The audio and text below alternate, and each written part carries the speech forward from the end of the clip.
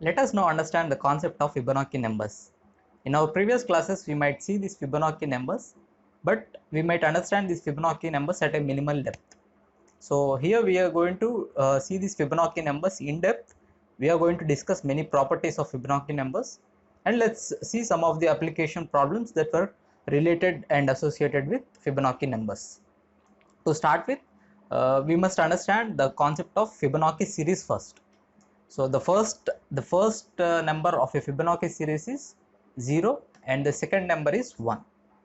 We consider this as the base condition for any Fibonacci series, and the succeeding Fibonacci numbers are calculated as if n value, which is nothing but my index value, is greater than or equal to 2, my calculation would be the summation of the previous two terms. Here the second term turns out to be 1 plus 0, which is 1.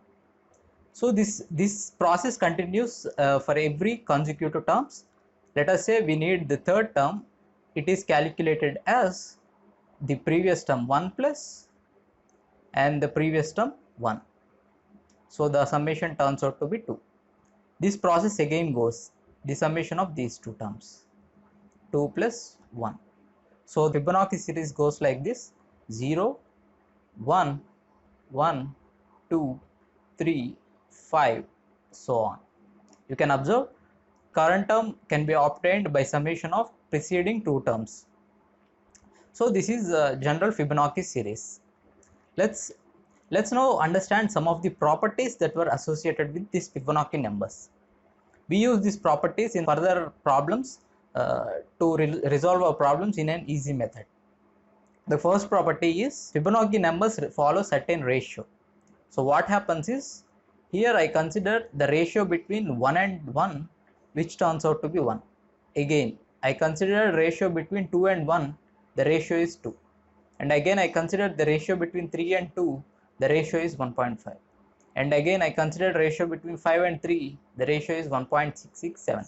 So what happens is, when I am doing this ratio at particular stage, this value converges to a single value, and it boils down to a single value, and from there onwards a single value gets appeared from that point of time.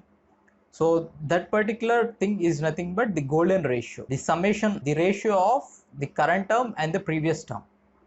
Let us say we have the term 13 and the previous term is 8. The ratio of these two terms turns out to be 1.625. This is my ratio. The golden ratio value is calculated as 1 plus under root 5 divided by 2. The value of golden ratio turns out to be 1.618033 and so on. So at certain value, all the values exceeding that will appear like this, 1.61, so on. So this is the first property.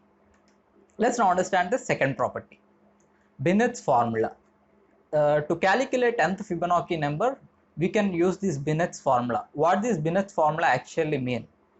I am taking certain value here and I am subtracting from that value another value and dividing it with root 5. How this actually comes? Let's see the proof. Here my 1 plus root 5 divided by 2 is nothing but my golden ratio value, which we have seen previously. And then I could calculate 1 minus root 5 divided by 2 using this equivalence relation. What happens is, if I take reciprocal of these 5 and apply a negative sign, the value turns out to be 1 minus root 5 divided by 2. So now my nth Fibonacci value turns out to be 5 power n minus 5 power n divided by root 5. So this value turns out nth Fibonacci number. So we use this relation. We could use this relation and calculate the nth Fibonacci number. This is the second property. Let's now understand the third property. Fibonacci series is a complete sequence. What this actually means?